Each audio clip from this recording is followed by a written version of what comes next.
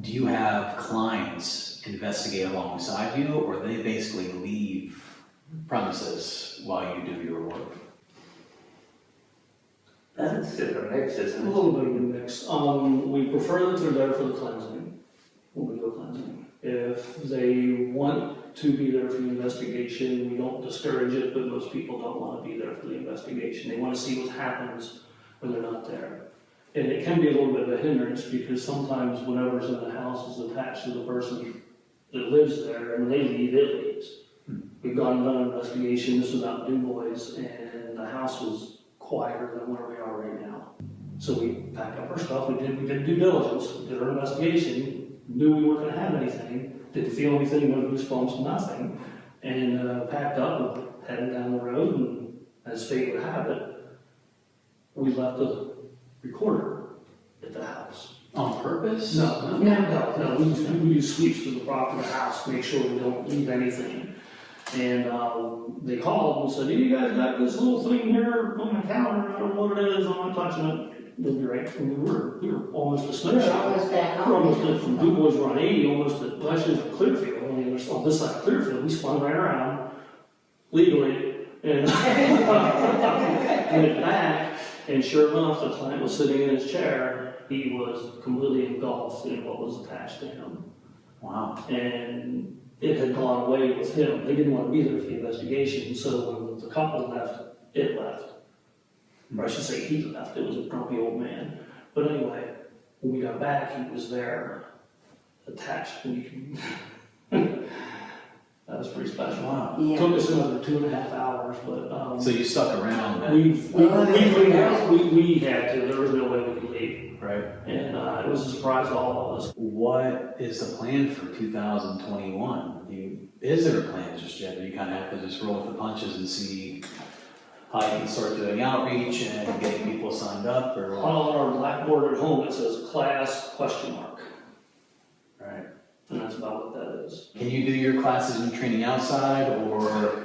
There's a lot of uncontrolled variables at play. The wind's blowing, so tree branches are moving, little bugs are flying around, not as much this time of the year. You trip over a log. There's a lot of hazards like that you don't know, because usually we'll do a walk around prior to the investigation with the lights on, but if you approach someplace, even if you did a walk around during the day, and it's dark out, there's always that you could trip over a root or, wherever you're walking around. It's So, it's a lot. It's a lot more difficult. It is a lot, the investigation changes completely when it's outside. Okay. And you can't control everything you can on the inside. And we feel that the students wouldn't get an actual good investigation if it was outside. Right. The contamination alone for the evidence is just ridiculous. Yeah, sound, video, everything's like that out the window. Right. Bill, do you want to hear public service announcements? I would love to do one of my public Go services. for it. Let's hear it. I'm looking at camera for this one. No one's allowed in the cemetery after dark, period, end of story. It doesn't matter, you're not allowed. We've tried. You have to, it's illegal, you can be arrested for it. So do students become part of your team, or is it just kind of showing them the ropes and pat them on the butt and they go someplace? 50% of your 50% of our team is students, but these two are the exception. All right. We do the class is mainly for people that want to know what's going on, and a lot of our students have questions about their own experiences when they take our class. Maybe I'll learn something about it, maybe they don't have to be afraid, they come to make sure everything's okay. Some of them actually do want to do investigations and they want to do all that, and that's great, and they go off and they form their own team sometimes, and we have ways of helping them do that, because there's a lot to learn about forming your own team as they're on. That's correct. Um, That's what we originally Right. was. The course was supposed to be forming your own team and conducting an investigation. And it just morphed into what it is, which is really served our purpose. But we do workshops and things like that about forming your own team. If you guys want to form your own team, come to the house and explain exactly what has to happen. Which, that's a whole course, isn't it? It's not like you see on television, like you said earlier. You just don't walk in and start. Someone's got to be in charge. Someone has to do this. Someone has to do that. It's very well organized, and my whole job in this is basically to talk. These guys take care of everything else. You know, she's quiet, she is the backbone here, and, how about it? She does more work than, she does more work than the three of us put together. She saw it as a huge part, yes. Yeah, she does more work than the three of us, but you'll never hear her say it. Administration, she's the administrator, she's the one that keeps us on our toes. Research? Research, yes, all the paperwork, we have forms that we have, that the clients fill out, and the students must fill out and things like that. That's her. Right. Plus she was quite the investigator. This is a business, right? And We don't charge. I was gonna ask you, so how does that work? If you charge for the classes though, Yes. right? We'll charge for the class, but we don't charge for the investigation of the cleansings. Okay. And if we do take donations, if we go out of state and someone offers us gas money or here's money for a hotel, we're certainly not gonna turn it down. Right. We're not gonna ask for it either. Let's talk about some Bellefonte history. Everybody has a story in Bellefonte. Everybody's a historian in Bellefonte too. Mm-hmm. Tell us about some of the interesting, cool, scary experiences you guys have had in and around town. And I know some of these things you can't divulge exactly where it's at, but if you can share places that, recognizable places that are okay to tell us about. The Miles building. Right next door. Yes. It's 205 years old now, I think. Mm-hmm. And it's just an incredible building. And we were lucky enough to be allowed to help them with a fundraiser one year. We've been doing it ever since, except for this year. And it's a happy building. And Robin will tell you that there's nothing ominous there. There's not. In fact, we've got more EVPs, electronic voice phenomena, of babies and children giggling and laughing and playing in that building than anything else. Yeah. Dee and I guess that's the Pennsylvania room we were in. Well, yeah, We were in between two investigations on our very first night there. And Dee and I went into the Pennsylvania room to sit down and take a break. And we just sat down and we're talking. And the recorder's going on constantly. And we don't hear it with our ears, and we didn't know what happened, but underneath our voices you can hear a baby cooing. Like someone was poking his little ribs, and you take them a little bit. Just giggling. And then on the second floor, I call it the glass room, or the sig room. It was almost like that foyer area, the landing area was just it's just sounded like 4 or 5 kids just running around playing in that house. And it's a fun place to be. It is. And so those experiences, you don't hear anything while you're there, it's all in the footage afterwards. Pretty much, yeah. We've heard some things with our ears, but the door. The door being slammed. Yeah, the very first investigation, her name was Lisa, and she was in charge. She was The director the at the director of time. director of the library. And I can say this because she was there. The door in her office slammed. We were spread out. There were 2 groups, and we kept a floor between us. Like if someone was on the top floor, we were 2 floors down. And between the basement, there's 4 floors. So we were on first and third, or second and fourth. And all of a sudden, the door slammed, and it shook the building. It was clearly a door, and everybody just got quiet. I was a little upset because we're not supposed to be slamming doors, and I said, "Who's shutting doors? Who's slamming doors?" And she said, "Well, that was my office door. It slammed in my face." She was walking into her own office, and the door, heavy wooden door, right, slammed shut. Wow. And that was the first and only time it's ever happened. As I like to say, doors don't usually work. The doors don't usually work that way. No, doors don't work that way. It was pretty special. Man. It's one of our favorite places. Okay, so what other places around town are you willing to talk about?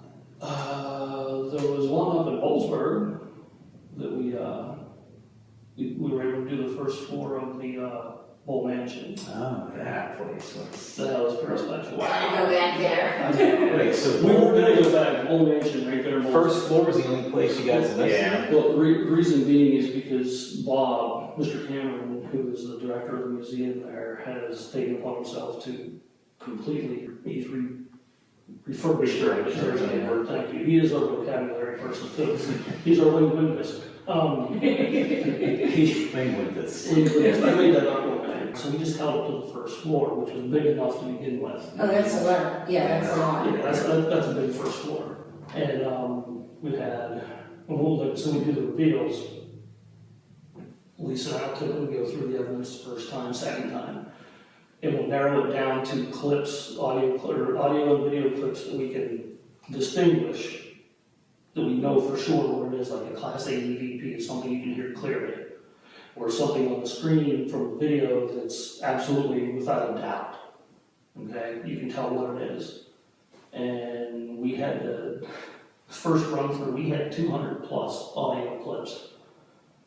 And then we had, I don't even know how many, 100 or so video clips, just short little clips that we had to break down. And then we brought the team in and said, okay, now we broke it down to 75 audio clips. Now let's get down through them and see how many we can actually let these folks hear at the reveal. Ended up with almost 30 audio clips and probably as many video clips. And plus, and if you want to see a good picture, check out our website, springhill.com, and Mr. Morocco here took one of the coolest pictures. I'm going to give you full credit on this. I haven't done this in years. I didn't even let this ego get to the best of me, but I'm going to tell you what, that was a darn fine picture you took of that candle on the dining room table. Yeah. And all I'm going to say, check it out. All right. Just check it out. Springhill. Before and after picture is just incredible. So you knew something was happening, or you just happened to shoot? No, essentially, that's the thing is, it's all, a lot of the times, we do the investigation, we set everything up as best as we can, but a lot of the times there's still a really good element of chance involved in things. So Unlock. what we usually do when we take pictures is, you'll take a picture once, let the little screen clear up, or take a second one without trying to move as fast as you can. And we just go around the property, usually taking pictures like that. And in this particular instance, you see one picture, and you see a second picture. It's literally about a 5-second difference, and it's night and day. Oh. Didn't know how to look at the website. Now you see it, Yeah. That's your tease. So that's on the website? Yes. Springhill.com. Yeah, and if I may, Bill, still to this day, I think one of the most perplexing pieces of evidence, I think you know what I'm referring to, is happening in that building. Yes. So we talked about one of the pieces of evidence we do is voice recordings. And, we set up, I think, 4 different voice recorders. Six, yes, that's correct. And the first floor of the whole mansion is like Bill said, very large. And was it in all 6 or was it 4 of them? It was all 6. It was all 6 It of was them. very faint in 2. Right. 6 or 4 of them you could hear clearly. You could hear a woman's voice, clear as day, say it was no. Yeah, it was no. And we put one on the second floor, top of the second floor landing, and then scattered throughout the first floor, as far apart as it possibly can be. And there's no way, because there's no ductwork or anything, that you should be able to hear the same woman's voice in all of those voice At the recordings exact same time. at the exact same time. Like same timestamp and everything? Yep, if you listen to the conversations in each of the recordings, you can hear us talking in that no. This is what it is, it's a no. Yeah. And it comes out exactly the same time in all of our conversations. Exactly the same time, different levels of intensity, but you can clearly see and hear rather than it's the exact same EVP. And just like doors, sound does not work that way.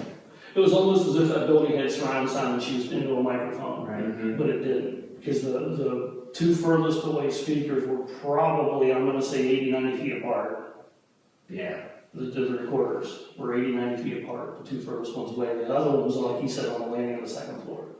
We weren't allowed up there, but I snuck one up there and put it there. I told Bob I would put it there, and he said as long as nobody goes up, and nobody did. But I don't think that compares in comparison to your curtain rod. I don't think that compares in comparison to your curtain rod. Oh, Was this that? This was a different, Yeah. this was even a different county, this was over in Lewis County. I'm not afraid at all. I know that I'm a strong personality, and I'm here alive in the body, and you're not. Right. And I have that confidence. And there was this grumpy guy. I mean, just because they're dead doesn't make them nice. If they're grumpy in real life, they're gonna be grumpy when they're gone. And we had an extremely active investigation, probably the most awesome thing ever. Bill got the most incredible photograph. We got so much going on. At one point, the guy had thrown the camera. That was the first investigation, the second time was when you had your curtain rod. Oh, yeah. I tipped him off. And there was this, it was an old falling apart building. And he picked up a curtain rod and threw it. Now he didn't hit me, this was really far away. And I heard the crash as this heavy thing landed. And I knew something was thrown. But Bill is the one that actually found it 3 times. And that was it. It takes so much energy for someone without a body to move something like that. You must be really angry. So is this the place where you've got that really stunning photo? Yes, Okay. it was the Malta House over in Mifflin Town. Granville. Granville, there you go, Granville, that's years ago. And the building's no longer there. They tore it down, and they were in the process of tearing it down while we were in there investigating. Okay. And the energy was kicked up because they were tearing down the building.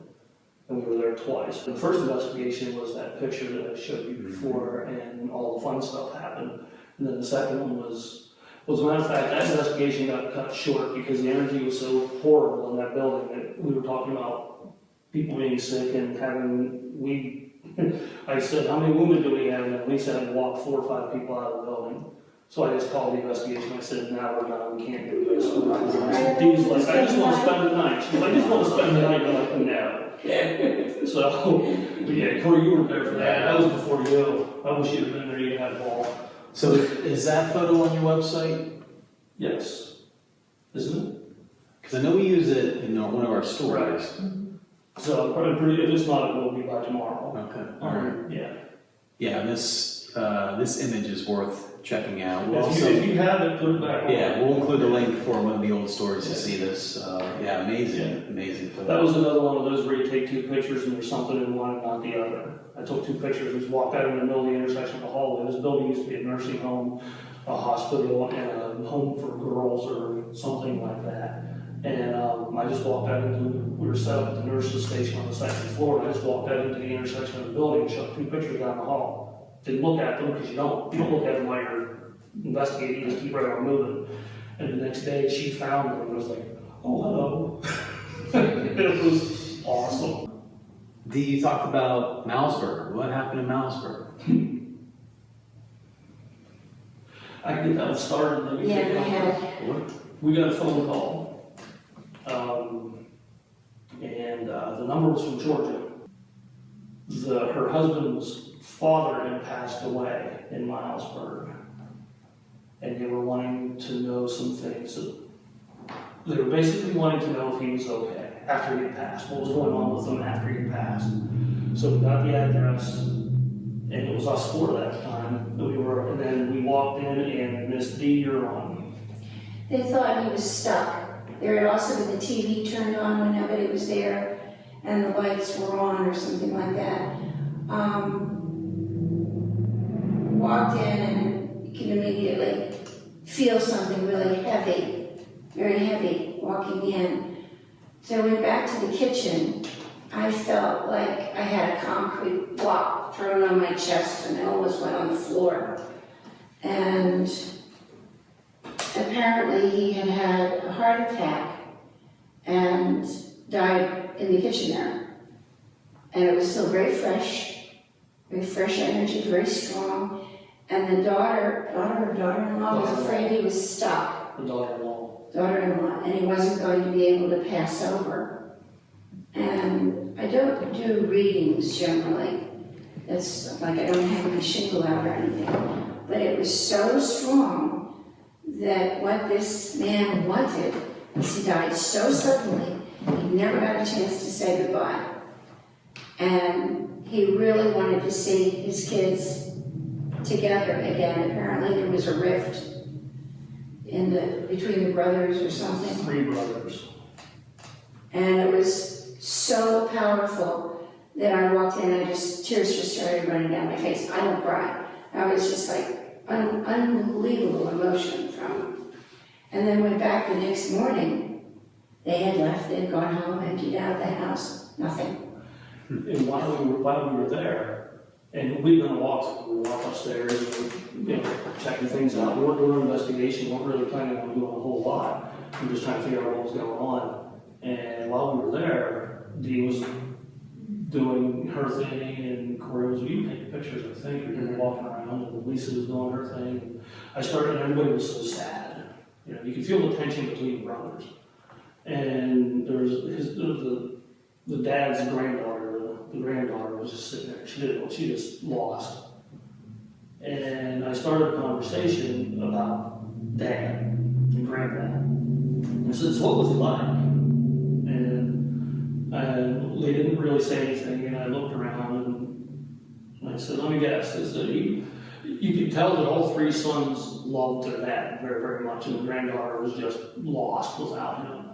And I said, let me guess, is that he ruled with an iron fist and a velvet glove. And all 3 brothers went, yeah. And then they started talking about him. They started acknowledging him. They started remembering him when they were younger and things like that. And then the tension just kind of left. It was clear he was not stuck. He just didn't want to live like that. He was more worried about them than they were about him, and he wanted to make sure his family was together. And as we were talking with them and asking questions, and you guys can attest to this, it seemed like the lights in that place got brighter. The air lifted, the lights got brighter in there. And by the end of it, they were smiling and thanking us, and they were all in better moods. And the little granddaughter, can't think of her name, she wasn't crying anymore. She was giggling about stories about Pat, And he just needed to know that everybody was okay.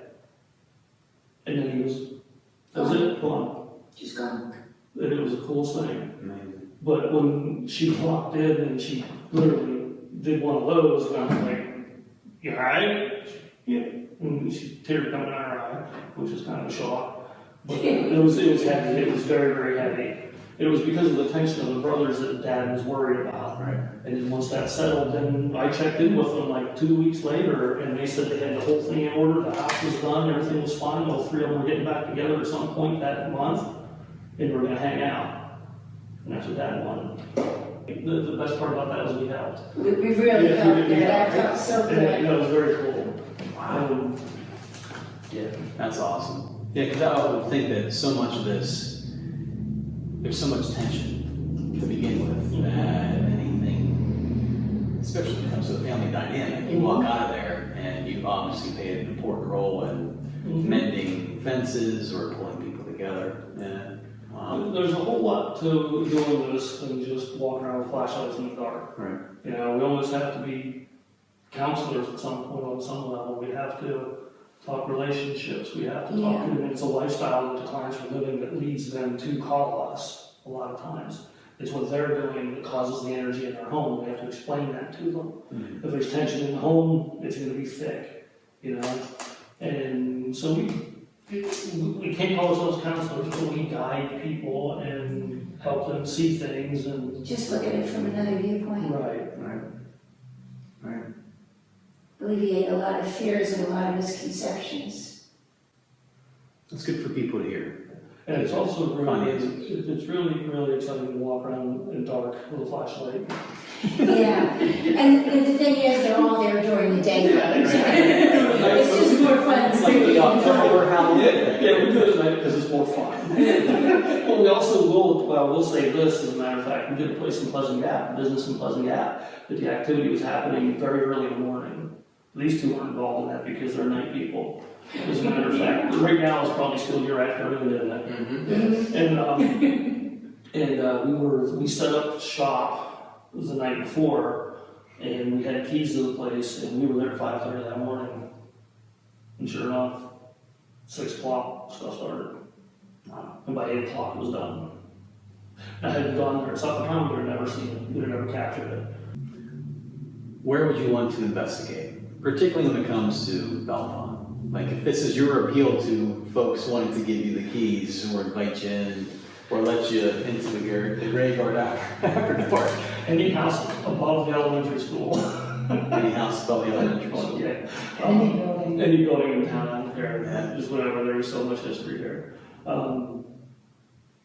Yeah, again, with the Underground Railroad and all that fantastic history going on, and all that energy, and just and I've said this before to you, the blood, sweat, and tears that it took to build these beautiful buildings in town. When those contractors and those builders and those homeowners were building that, they left little pieces of themselves in every brick and every piece of mortar, you know, everything, that they put themselves into the buildings. That imprint is what we're looking for. And just any building, you know. I can't think of one in particular. I mean, the Hastings Mansion would be They're great. everywhere. Yeah, Yeah. it doesn't matter. You just, if anybody wants us to, you know, email us. Right, so you heard it right there. If you got a house or a building that you really want to get investigated, reach out to these guys at springhillpi.com. Yes. Thank you guys, really appreciate it. Thank you. Thank you for your time. Appreciate it.